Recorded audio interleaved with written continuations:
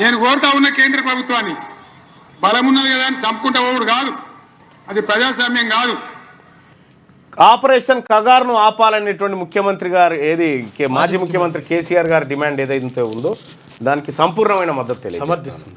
ఇప్పుడు ఇక్కడ మావోయిస్టులు కూడా ఇక్కడ కేసీఆర్ గారు రేవంత్ రెడ్డి గారిని కలిసినటువంటి ప్రతినిధులు ఎవరైతే ఉన్నారో మీకు కూడా ఒక మాట చెప్తా ఉన్నా, ఇప్పుడు వెనకటి కాలం లాగా లేదు మావోయిస్టిజము.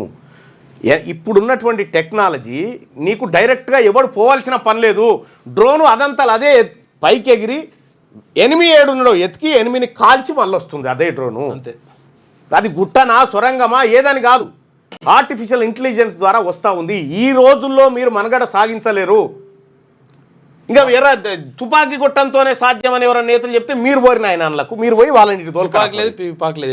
ఏది లేదు, ప్రజాక్షేత్రంలోకి రండి.